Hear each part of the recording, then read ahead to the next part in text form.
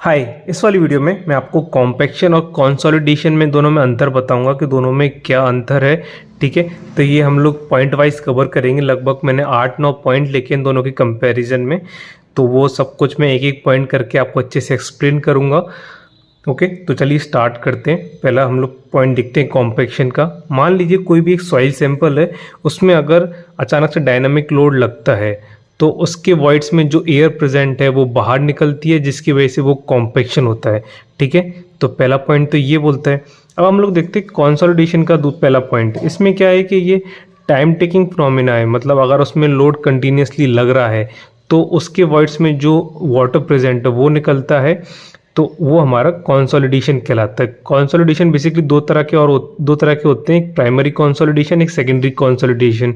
ठीक है, मैंने मेरी पिछली वीडियो में एक्सप्लेन किया है आपको, उस वीडियो की लिंक डिस्क्रिप्शन में, आप उधर से देख सकते हैं, नहीं तो इधर आई बटन पे इधर आ रही होगी, आप इधर से भी देख सकते हैं। अब आते हैं सेकंड पॉइंट पे। तो सेकंड पॉइंट क्या बोलता है हमारा, ये जो कॉम्पैक्शन है वो क्विक प्रोसेस है, यानी बहुत जल्दी हो जाती है। और ये जो हमारा कंसोलिडेशन है ये स्लो प्रोसेस है, ये टाइम टेकिंग प्रोसेस है, इतनी जल्दी नहीं होती as compare to compaction. Okay, उसके बाद थर्ड पॉइंट क्या बोलता है, ये हमारा इसमें क्या है, जो हमारा जो लोड लगाते हैं हम लोग वो शॉर्ट टर्म के लिए लगाते हैं, और इसमें जो कंसोलिडेशन में हम जो लोड लगाते हैं वो लॉन्ग टर्म के लिए लगाते हैं एक तरह से। ओके, उसके बाद फोर्थ पॉइंट क्या बोलता है कि कोई भी सॉइल सैंपल में अगर हम लोग कॉम्पैक्शन देख रहे हैं तो वो डायनेमिक होते हैं, मतलब कि सडन लगता है एक तरह से।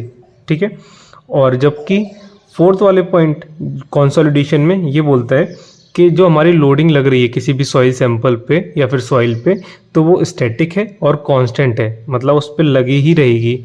ओके, उसके बाद फिफ्थ पॉइंट क्या बोलता है, फिफ्थ पॉइंट बोलता है कि हम लोग कॉम्पैक्शन जो है वो किसी भी टाइप की सॉइल में कर सकते हैं, चाहे वो कोहेसिव सॉइल हो या फिर कोहेजन लेस सॉइल हो। ठीक है, उसको हम लोग कॉम्पैक्ट कर सकते हैं।